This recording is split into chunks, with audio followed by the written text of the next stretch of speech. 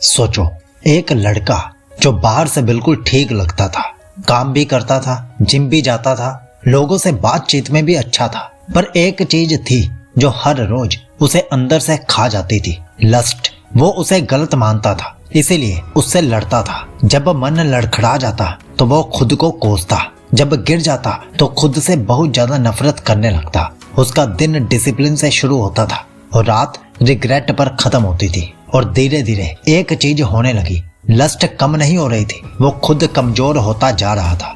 और एक दिन बिना किसी इंसिडेंट के, बिना किसी वीडियो के, उसके दिमाग में एक बात आई कि मैं इसे दुश्मन क्यों मान रहा हूँ। ये तो प्राकृतिक बात है, अगर ये सब गलत होता तो हमारे अंदर ये सिस्टम होता ही क्यों।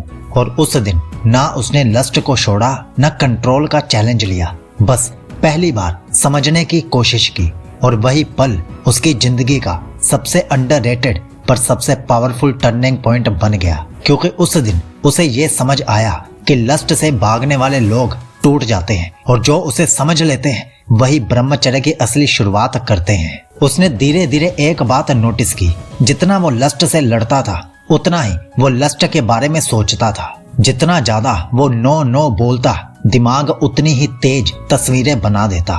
तब उसे समझ आया कि लड़ाई से लस्ट कम नहीं होती, सिर्फ अवेयरनेस कम होती है। वो हर बार लस्ट को दबा देता था, पर कभी ये नहीं पूछता था कि ये आ ही क्यों नहीं है।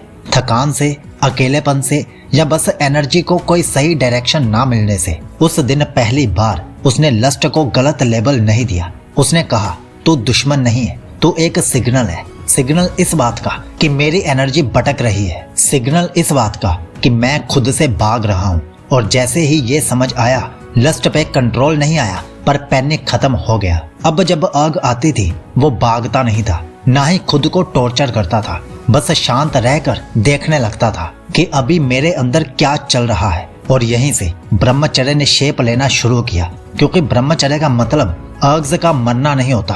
ब्रह्मचर्य का मतलब होता है अर्ग्स को चलाने वाली एनर्जी को समझना। और जो आदमी ये समझ जाता है वो लस्ट से लड़ता नहीं, वो बस उसे सही डायरेक्शन दे देता है। और गौतम बुद्ध से लेकर ओशो तक ने ये बात बताई है कि आप जिस चीज को जितना दबाने की कोशिश करोगे वो चीज आपके मन पर उतनी ज्यादा हावी होती जाएगी। इसीलिए लस्ट को दबाना सॉल्यूशन नहीं होता, बल्कि उसे देखना, समझना, ऑब्जर्व करके उसे सही डायरेक्शन देना, ये सही सॉल्यूशन होता है। उस दिन के बाद उस लड़के ने एक और चीज नोटिस की कि लस्ट ज्यादातर तब आती थी जब उसकी लाइफ में खालीपन होता, जब काम क्लियर नहीं होता, जब बॉडी थकी हुई होती, जब मन बोर होता, या जब रात को वो अकेला होता। तब उसे समझ आया ये अर्ग्स किसी चीज की डिमांड नहीं कर रही, ये बस अटेंशन मांग रही हैं। और पहली बार उसने अर्ग के आते ही फोन या इमेजिनेशन की तरफ भागने की बजाय अपनी बॉडी पर ध्यान दिया। सांस थोड़ी तेज थी, चेस्ट में प्रेशर था, दिमाग रेस्टलेस था, मन पर काम वासना हावी हो रही थी। तो उसने एक गहरी सांस ली और खुद से पूछा, इस वक्त मेरी एनर्जी क्या चाह रही है। और जवाब लस्ट नहीं था, जवाब था मूवमेंट, फोकस, एक्सप्रेशन। उसने उठकर थोड़ा चलना शुरू किया, कभी पुशअप्स मारे, कभी लिखना शुरू किया, कभी बस शांति से बैठकर गहरी सांस लेने लगा। इससे अर्ग्स भागी नहीं, पर बेचैनी धीरे धीरे कम होने लगी। और पहली बार उसने एक्सपीरियंस किया, जब एनर्जी को सही एक्शन मिलता है तो लस्ट ऑटोमेटिकली डाउन हो जाती है। उस दिन उसे यह भी समझ आया कि ब्रह्मचर्य का मतलब 24 घंटे अर्ग से लड़ना नहीं होता। ब्रह्मचर्य का सही मतलब होता है अपनी एनर्जी को इतना पर्पस दे देना कि उसे भटकने का टाइम ही ना मिल पाए। और यहीं से उस लड़के के अंदर एक नया कंट्रोल डेवलप होने लगा।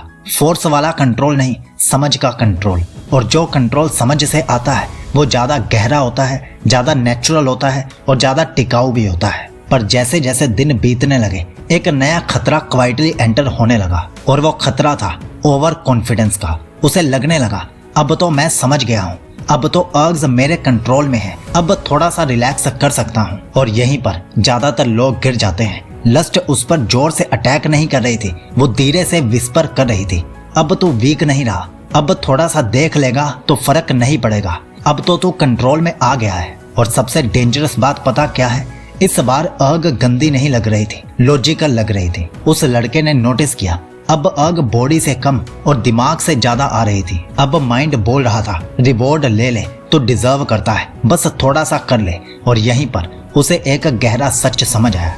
ब्रह्मचर्य का सबसे बड़ा एनिमी लस्ट नहीं होती, अपनी ही ईगो होती है। वो ईगो जो कहती है मैं स्ट्रांग हो गया हूँ। क्योंकि जिस दिन आदमी ये मान लेता है कि अब मुझे कुछ बिगाड़ नहीं सकता, उसी दिन वो गार्ड नीचे कर देता है। तो उस लड़के ने भी उस पल एक बहुत टाइट डिसीजन लिया। उसने खुद से कहा मैं कंट्रोल का शो ऑफ नहीं करूंगा, मैं पावर को साइलेंटली प्रोटेक्ट करूंगा। क्योंकि उसे समझ आ गया था कि ब्रह्मचर्य कोई ट्रॉफी नहीं है जो जीत कर शेल्फ पर रख दो। ये एक रिस्पॉन्सिबिलिटी है जो हर रोज संभालनी पड़ती है। और फिर एक दिन वो पल आया जहां थ्योरी का काम खत्म हुआ और रियलिटी शुरू हुई।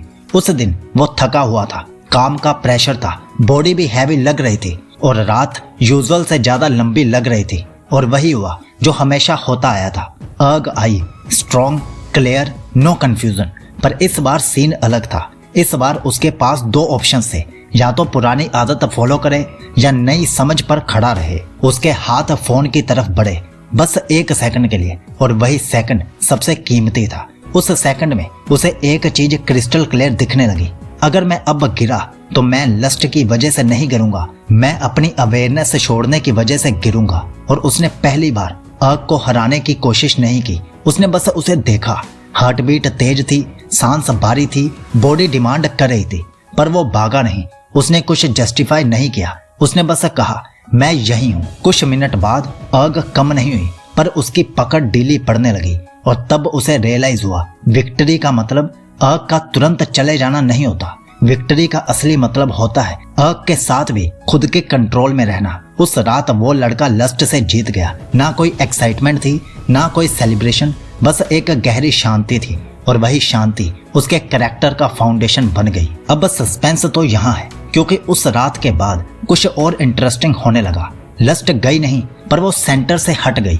अब उसकी लाइफ का फोकस अर्ग नहीं रही, उसका फोकस बन गया काम, हेल्थ, क्लैरिटी और सेल्फ रिस्पेक्ट। और जब एक बार फोकस शिफ्ट हो जाता है ना, तो चीजें अपनी जगह पे आ जाती हैं। अब जब अर्ग आती भी थी तो वो उसे एक खतरा नहीं लगती थी, वो बस एक मौसम की तरह थी। आई, महसूस हुई और चली गई। और धीरे धीरे एक और चेंज आया। उसका पोस्चर बदला, उसकी आंखों में हड़बड़ी नहीं रही, उसकी बात में बीख नहीं थी। क्योंकि अब वो कुछ पाने के लिए बिहेव नहीं करता था, वो बस प्रेजेंट रहता था। और यही होता है जब ब्रह्मचर्य मैच्योर होता है। तुम मॉन्क नहीं बनते, तुम रोबोट नहीं बनते, तुम बस इतने सेटल्ड हो जाते हो कि लस्ट तुम्हें डिफाइन नहीं करते। तुम लस्ट के अगेंस्ट नहीं रहते, तुम लस्ट से ऊपर आ जाते हो। और जो आदमी यहाँ तक आ जाता है उसकी लाइफ में एक लास्ट फेज बाकी होता है। और वही लास्ट फेज था जहाँ उस लड़के ने सबसे गहरा सच समझा।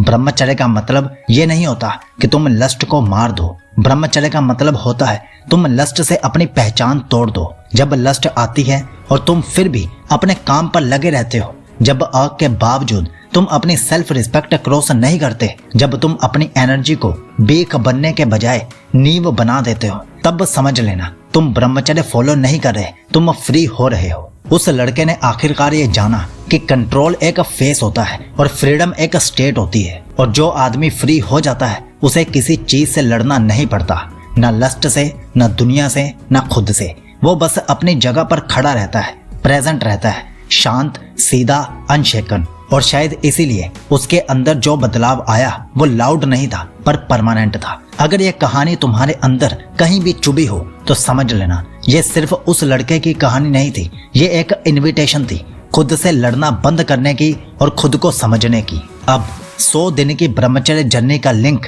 नीचे दिया गया है। सीकोलॉजी आपको विश करता है कि आपका ब्रह्मचर्य शुभ हो, अटूट हो।